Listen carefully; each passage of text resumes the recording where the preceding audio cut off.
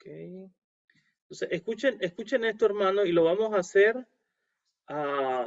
con el planteamiento que hemos venido conversando, ¿no? Nos vamos a enfocar en la teología o el mensaje de los libros históricos que en nuestro canon aparecen desde Josué hasta el segundo libro de Crónicas, ¿no? Eh, y vamos a tratar de responder la pregunta muy buena que hace el hermano Leonicio. ¿Cómo saber nosotros cómo se formó, por ejemplo, el libro de los Salmos? Una diversidad de contenido, de géneros literarios, quién les dio su forma final, cómo. Aunque podemos tener una idea, tal vez a 100% a ciencia cierta, quizás no podamos responder esa pregunta satisfactoriamente para todos. Sin embargo, eso no quiere decir que no podamos llegar a una mejor comprensión del mensaje del texto. Entonces, les pongo, por ejemplo, lo siguiente. A ver, hay cuánta historia acerca de Israel, ¿verdad? Por ejemplo, los grandes actos de salvación de Dios. Por ejemplo, el éxodo, las plagas, eh, la creación, Abraham, Isaac, los patriarcas, uh, la ascensión de David al trono. Entonces, imagínense cuántas historias hay, ¿no? Como yo le voy a poner un ejemplo ahorita, imagínense ahí en su ciudad, en su barrio, cuántas historias hay acerca de alguna familia notoria, ¿no? O cuántas historias hay circulando sobre la ciudad donde usted vive. ¿Cuáles de ellas van a llegar a ser noticia relevante que se comparte en las redes o que aparece en las noticias, en los noticieros? Entonces debe de haber algún tipo de criterio para seleccionar. Entonces, Israel, hermanos, para compilar esta historia parte de lo siguiente, ¿ok? Dios, el único Dios que existe, llamémosle Yahvé, se ha revelado por medio de Moisés en la zarza y ha escogido a Israel como su tesoro escogido, como su principal pueblo, su pueblo único amado. ¿Okay? Eso es, hermano, un punto de partida muy importante para empezar a investigar la relación, cómo es la relación que tiene Dios con Israel. Entonces ya usted pinta la historia no desde una perspectiva, podríamos decir, cronológica, como el día de hoy entendemos historia nosotros, no, tú vas a la historia, vas a un libro, un artículo, una revista, un documental, algo que diga historia, y tú tienes que entender, tú sabes de que vas a ver fechas en orden, ¿no? Por ejemplo, Leonicio nació en 1995, ¿verdad? El 20 de noviembre y a la edad de 4 o 5 años entró a primaria básica, etcétera. Entonces, se casó a los 18 años, en tal año, cosas por así, me estoy explicando. A nosotros nos interesa ponerle fecha, sentido cronológico, porque nuestro entendimiento de la historia es un entendimiento cronológico, moderno. Pero los antiguos no necesariamente entendían historia de esa manera. Para ellos la historia y los hechos que se suceden en la historia, como el éxodo, las plagas o la monarquía, tienen que tener un sentido no cronológico necesariamente, pero religioso, teológico, o sea, es una relectura de los hechos que han sucedido. Entonces, alguien mira, por ejemplo, el maná caer. Para algunos puede ser un fenómeno natural, pero para otros puede ser un milagro de parte de Dios. Otro puede ver la partición del Mar Rojo. Para algunos, digamos los egipcios, puede ser cualquier fenómeno que traten de explicar, pero para Israel es el acto de Dios de salvación. Para el rey Josías, el descubrimiento del rollo de la ley durante su reinado en el templo. Para cualquier otro puede ser cualquier cosa, ¿verdad? Un libro más. Pero para Josías y los sacerdotes que estaban con él es un gran evento que marca un antes y un después. Me estoy explicando, hermanos. O sea que la historia en estos libros, cuando usted lee de Josué a segundo de Crónicas, la historia es entendida por Israel como los hechos salvíficos de Dios que se suceden en la historia humana, en el mundo humano, pero desde una perspectiva religiosa se le quiere dar un sentido religioso en base a algunos temas o criterios, ¿verdad? Le voy a poner yo, por ejemplo, vamos a ver un ejemplo, a ver, en primero de Samuel, capítulo 1, se nos habla de la historia de Elcana, tenía dos mujeres, ¿verdad? Ana y Penina. Penina quiere decir fructífera en hebreo. Ya sabemos que ella era refértil, ¿verdad? Elcana solo la quedaba viendo y ya la embarazaba, ¿verdad? Y eso pues era un dolor de corazón para Ana que no podía tener hijos. Y eso sucede en una aldea remota en las montañas de Efraín. ¿Por qué creen ustedes que la historia de primero de Samuel empieza por ahí? ¿Acaso no hay más historias o más material que narrar, que contar? ¿Por qué empezará por ahí? A ver, hermana Rachel. Por el nacimiento del profeta, entonces, sí, por el nacimiento de Samuel.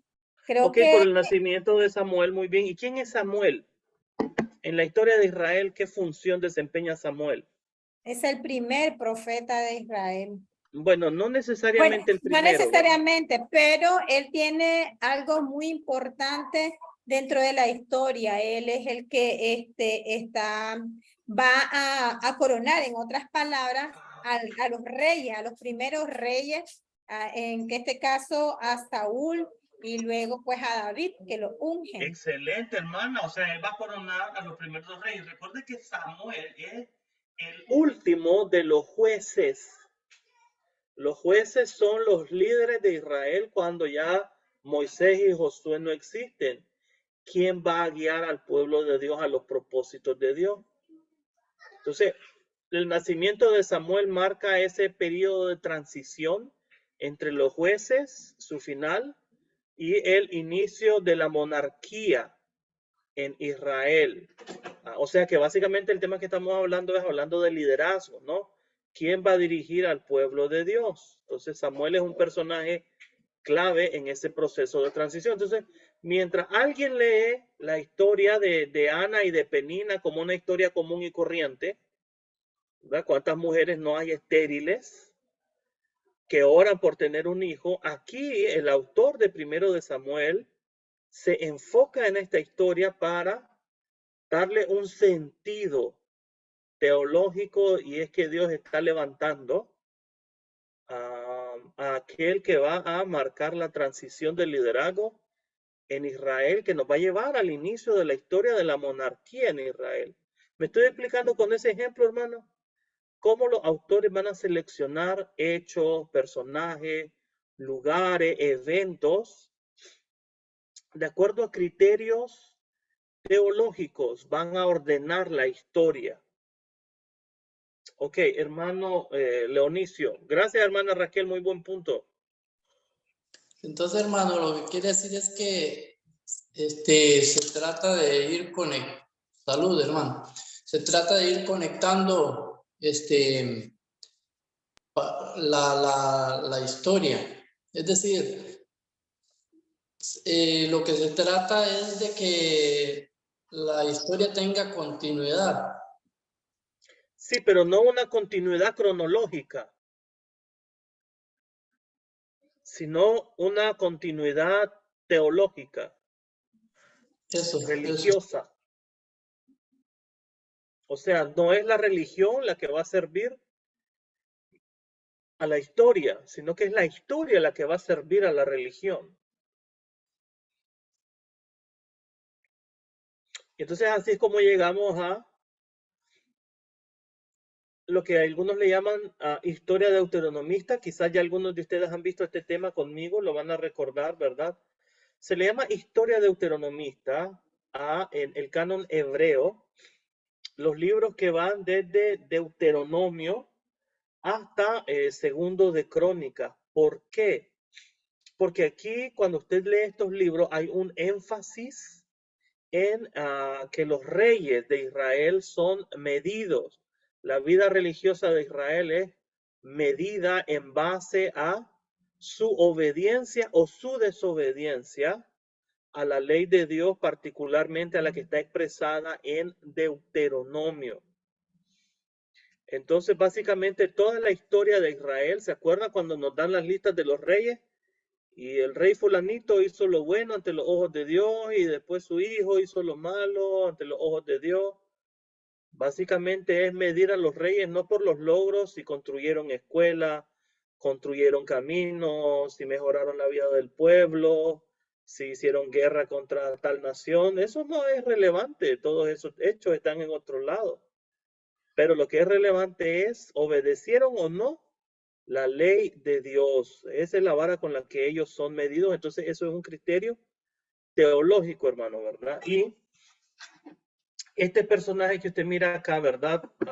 Al hablar del estudio de la teología, de los libros históricos, este señor alemán de Beth, ¿verdad? Entre 1780 y 1849, él leía y desarrolló la siguiente idea, ¿verdad? Cuando él lee Deuteronomio 16 y lo compara con Segundo de Reyes 23, 21 y 22, que es la celebración de la Pascua en días de Josías, y dice, a ver un momento, Éxodo 12, cuando tú lees las leyes de la Pascua en Éxodo 12, son diferentes a las leyes de la Pascua en Deuteronomio 16. En Éxodo 12, las leyes de la Pascua son, por ejemplo, una familia puede compartir con otras familias un cordero en cualquier lugar donde estén. Mientras que en Deuteronomio 16, solamente es un cordero por familia y no en cualquier lugar que se les ocurra, sino en Jerusalén. Ya ahí hay un cambio muy importante.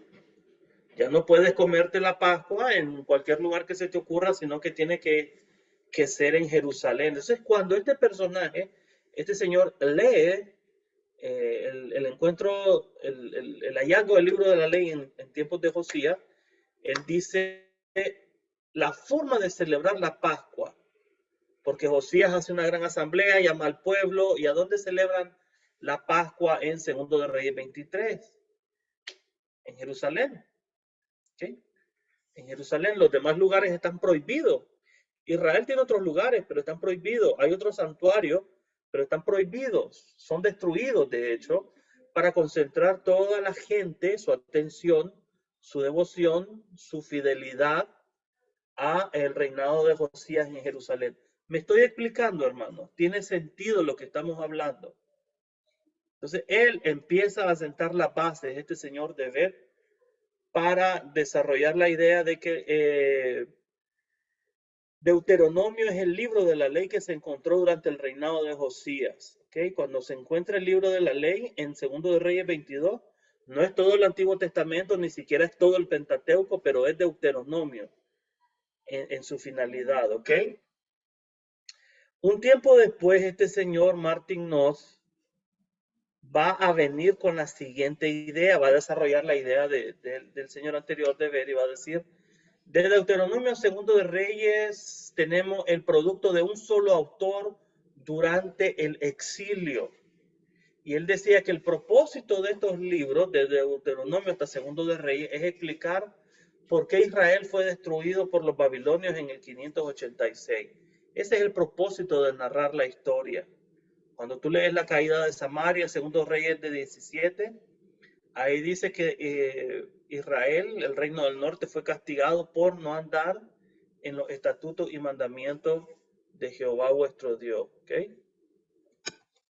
Este señor Bonrat va todavía a llevar un paso más allá lo que dice Noth y va a decir, no necesariamente es para explicar solo por qué salió mal el proyecto de la monarquía en Israel y su exilio, sino que este señor va a decir, cuando uno lee Segundo de Reyes, el final, uno se da cuenta que el último heredero, ¿no?, de la casa de David, el rey Joaquín, es libertado en la cárcel, le da honores. Y ya básicamente hay un cambio muy importante en la teología de Israel en estos libros. Ya la fidelidad no va a ser medida por la obediencia al pacto mosaico, porque obviamente Israel no pudo guardar ese pacto. Ahora la esperanza de Dios va a ser, del pueblo va a ser el pacto que Dios ha hecho con la casa de David en segundo libro de Samuel, capítulo 7, cuando Dios le dijo a David que siempre iba a haber un heredero, un hijo de él, sentado en el trono de la casa de Israel. Que esta es una idea que toman los autores del Nuevo Testamento para hablar de Jesús como ese cumplimiento, ese heredero de la casa de Saúl, de David, perdón. Entonces, ese sería el propósito de manera general de escribir la historia. ¿Okay? Este señor, Martin Knott, va a decir, es explicar por qué Israel fue destruido por los babilonios. Este otro señor va a decir, no, sino que fue escrita para hablar del juicio y la gracia en medio del exilio, esperando que Dios se acuerde de liberar a Israel a través del pacto que Dios hizo con David y su casa en 2 de Samuel capítulo 7. Está este otro señor,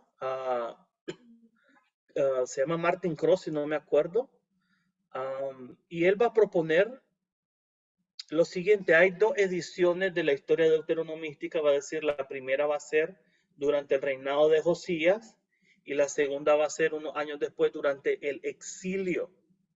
Y el propósito va a ser exhortar a los que viven en Babilonia, a los judíos, a vivir fieles a Dios, porque Dios va a actuar y va a traer su liberación.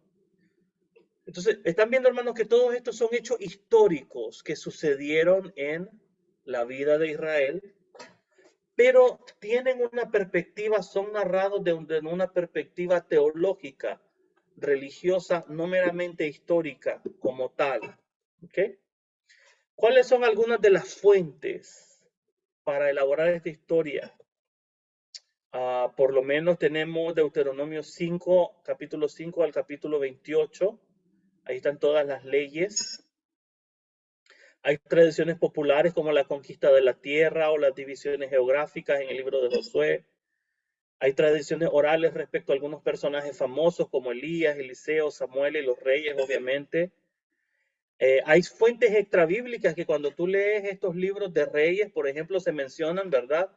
Se dice un libro, la historia de Salomón, en primero de Reyes, capítulo 6, en el versículo 11. Capítulo 11, verso 41, hay un libro citado varias veces que se llama los Anales. Los Anales son registros históricos de los reyes, ¿no?, de la antigüedad. Los Anales de los reyes de Judá, los Anales de los reyes de Israel, el libro de Hazer. Son fuentes que nosotros no tenemos, no están en el Antiguo Testamento, pero son citadas en el Antiguo Testamento. Y obviamente tenemos indicios al leer, desde Deuteronomio hasta Segundo de Reyes, podemos nosotros ver intereses teológicos que apuntan a un trabajo redaccional. O sea, con esto queremos decir, alguien conscientemente se sentó a organizar el material en torno a algún tema en particular. Por ejemplo, hay una elaboración cronológica que le da sentido de unidad a la obra. Eso está en Primero de Reyes 6:1, cuando se nos dice que se empieza a construir el templo de Salomón tantos años después de la salida de los hijos de Israel de Egipto, ¿no?, la fecha del Éxodo. Siempre han habido profetas en momentos clave, o sea, Israel nunca ha estado sin profeta a través de su historia. Y el esquema de promesa y cumplimiento, ¿no?, que es bastante amplio en la historia deuteronomista, ¿no? Entonces, hermano, eso es un tema que yo quiero tocar con ustedes, ¿verdad? Es presentar cómo la historia misma es reinterpretada a la luz de la relación de Dios con Israel desde una perspectiva religiosa, en primer lugar, ¿ok? Ok, ahora bien, hermanos, ¿qué preguntas tienen acerca de lo que acabamos de conversar? Me gustaría escucharlo, ¿verdad? Me gustaría saber qué piensa, por ejemplo, Carlos, allá en Guatemala. Carlos, ¿qué nos puedes decir al respecto? Sí, hermano, gracias. Fíjese que algo que me ha venido ahorita surgiendo como pregunta es el por qué es que no se han logrado obtener ese tipo de documentos que se mencionan, como usted lo hacía, como usted lo recordará hace un momento, como por ejemplo el libro de Hasser. ¿Cómo saber que sí existió o por qué no hay ningún tipo de evidencia de su paradero o algo parecido, hermano? Me llama la atención eso. Sí, definitivamente, ¿verdad? Llama la atención, pero obviamente ustedes deben de recordar que en la antigüedad, en los palacios, en los reyes, ¿verdad? Tenían a su disposición en su corte copistas, escribas, gente que se encargaba de apuntar, anotar, registrar, como una especie de secretario, ¿no? Al día de hoy.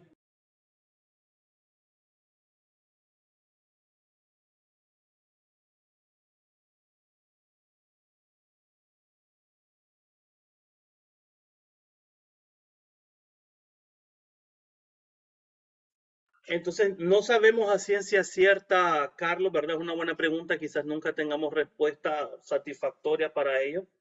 ¿Que se hicieron donde están? ¿Será que son algunas de las mismas fuentes que tenemos en otras partes del Antiguo Testamento, pero con otro nombre?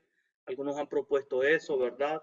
Otros han dicho, bueno, son fuentes que tenían a su mano en las cortes los que escribieron, pero tomaron de ellos solo lo que ocupaban para dar a narrar su punto de vista teológico sobre la historia de Israel.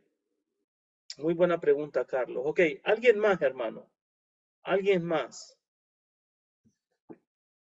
Hermano Julio. Sí, hermano, no sé si estoy equivocado, el Pentateuco también se lo conoce como la segunda ley, ¿verdad? Se conoce El así como una segunda Pentateuco ley. se le conoce como la Digo, segunda ley. perdón, el Deuteronomio, Sí, como la segunda ley. Deuteronomio es una segunda promulgación de la ley. Ya, Deuteros del griego dos, nomo del griego ley. ajá. Entonces, bueno, ¿cuál sería la justificación teológica entonces detrás de esas leyes, de lo que hace rato usted expuso de los autores? La justificación teológica de las leyes. No, que la justificación teológica que estuvieran detrás de lo que estábamos viendo es justamente del Deuteronomio, de lo que los autores habían hablado hace rato, ¿no ve? Oh, porque la forma, hermanos, por ejemplo, de organizarse Israel en cuanto a rey, en cuanto a sus fiestas solemnes, ¿verdad? Se basa más en la perspectiva que tenemos en Deuteronomio que la que tenemos en Éxodo. Le voy a dar un ejemplo, hermano. A ver, busque. Vamos a buscar acá. Déjeme, le voy a compartir acá la pantalla. Déjeme buscar acá mi Biblia para que lo puedan ver todo. Vamos a ver, a ver. Vamos a ver con el ejemplo de la. Lo vamos a ver con el ejemplo de la Pascua, hermano. Mire. Vamos a ver. Vamos a ver Deuteronomio. A ver. 17. Vamos a ver Deuteronomio 17, hermano Julio. Lo voy a compartir acá en la pantalla.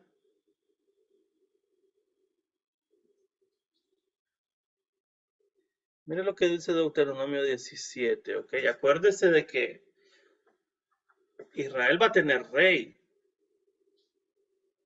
Entonces dice Deuteronomio 17. Estás por entrar en la tierra que el Señor tu Dios te da. Cuando tomes posesión de ella y te establezcas ahí, tal vez se te ocurra pensar, deberíamos tener un rey para que nos gobierne como tienen las naciones que nos rodean. Qué casualidad, ¿no? Diría uno. Que es exactamente lo que va a suceder, ¿no? Dice, el rey no deberá construir grandes establos para sí ni enviar a su gente a Egipto para comprar caballos, porque el Señor te ha dicho nunca vuelvas a Egipto. ¿Quién hizo esto de los reyes?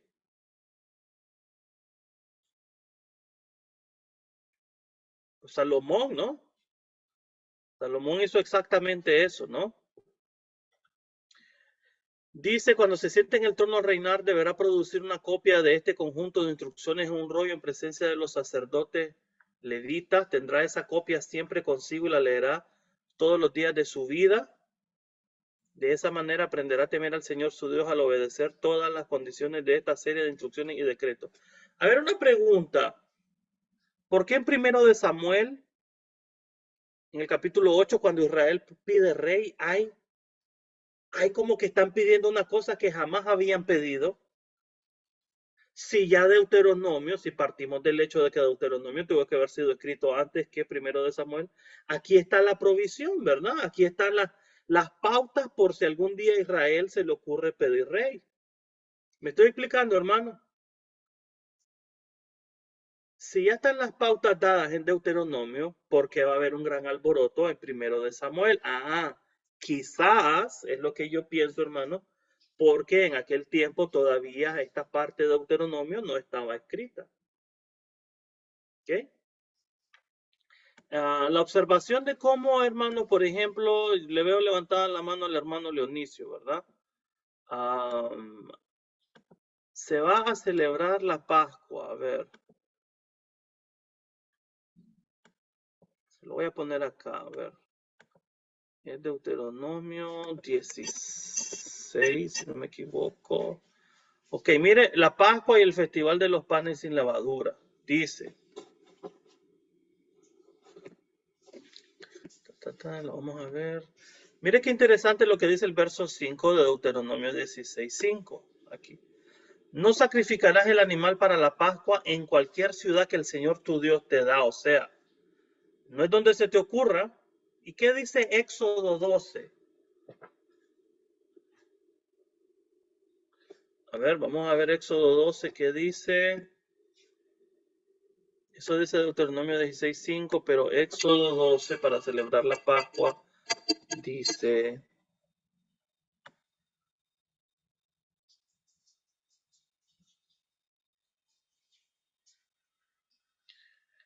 Cada generación, dice el verso 14, de generación en generación deberán celebrarlo como un festival. Durante 7 días tendrán que preparar sin levadura todo el pan que coman, dice, ¿verdad?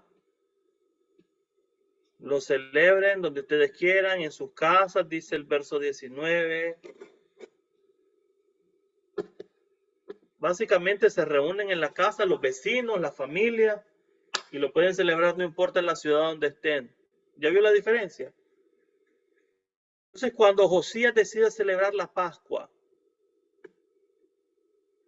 en 2 de Reyes 22, ¿va a seguir Éxodo 12 o va a seguir Deuteronomio 16? Va a seguir Deuteronomio 16. ¿Por qué? Porque ese es el libro de la ley que ha sido hallado, no necesariamente Éxodo. Entonces, por esa y otras razones, hermano, Julio, ¿verdad? Muy buena pregunta la que hace, es que algunos han dicho, bueno, aquí tenemos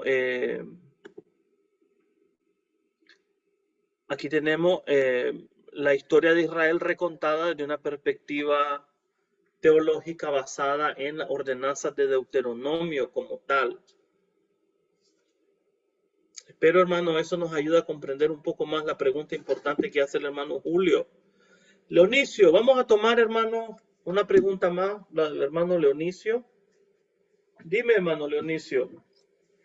Hermano, yo estaba pensando de que la situación de que se practicara una u otra, tal vez entiendo yo, me parece que cuando ellos eran llevados cautivos, que fueron unas 2 o 3 veces, el pueblo de Israel tal vez perdían los documentos, entonces encontraban solo algunos, o sea, no se perdían de viaje, pero se extraviaban, porque en este caso, como dice usted, Josías, cuando encontraron, ¿verdad? La ley, encontraron el de Deuteronomio, pero Eso tendría sentido si Israel fuera una cultura que depende, como nosotros dependemos de nuestros celulares el día de hoy. Pero en aquel entonces, hermano, Israel tiene una excelente capacidad memorística y hay una tradición oral. Antes de ser todo puesto por escrito, ya ha circulado de manera oral. Eso no se pierde. Entonces, aunque se pierdan las copias es como, hermano, perdón, escritas, no se pierde la tradición oral. ¿Me estoy explicando, hermano? es como las leyes de un país.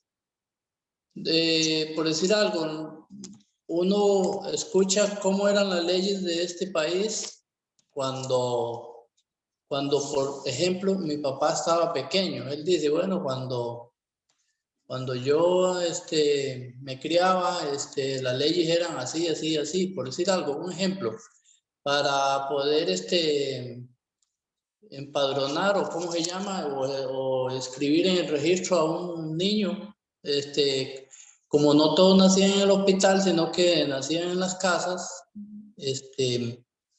iban donde el policía, después de que ya había nacido, y daban los datos. Y dependía de eso, ¿verdad? El policía que había ahí, tal vez era un solo en el pueblito ese, y él escribía ahí y mandaba al registro y eso. Entonces era una forma. Ahora es otra forma, porque la gente nace, los niños nacen en el hospital y de ahí lo pasan de una vez directo, digamos, ya queda escrito en el registro. Entonces tal vez, digamos, así entiendo yo que ya eso lo tenían ellos en la mente, la forma de vida con respecto a lo que debían de hacer y las leyes que debían de cumplir. Correcto, hermano. Eso sería correcto si Israel siempre hubiera tenido la conciencia de una unidad nacional desde su nacimiento, cosa que no fue así, hermano. Acuérdese que Israel, cuando desciende a Egipto, es la familia de José, es una familia, un clan, una tribu. Durante la conquista son varias tribus: tribu de Efraín, tribu de Manasés, tribu de Judá, tribu de Benjamín. Una confederación de tribus. No tienen un sentido de nación. Pero ¿sabe qué es lo que hay, hermano? Historia sobre la familia. ¿Cómo la hay, me imagino, en su casa, en su familia? Usted tiene historia sobre su abuelo, sobre sus ancestros, sobre sus padres y sus madres, que aunque no estén por escrito, y aunque usted se mude de Costa Rica a otro país, viajan con usted. Viajan con usted porque son las historias que formaron a su familia, a sus generaciones. Lo mismo Israel. Estas son situaciones, experiencias, momentos vividos en su relación con Dios que lo formaron, y esas viajaron donde quiera que Israel fue, hasta que un día le dieron una forma religiosa escrita, pero ya ese está hurgado, ¿verdad? Estampado como sello en la memoria religiosa de Israel. ¿Me explico, hermano Leonicio? Excelente, muy bien. A ver, uno más, hermano Lamberto, y ahí terminamos por esta noche, ¿ok? Yo les mando unas instrucciones mañana. Y tranquilo, ¿ok? A ver, hermano Lamberto, dime.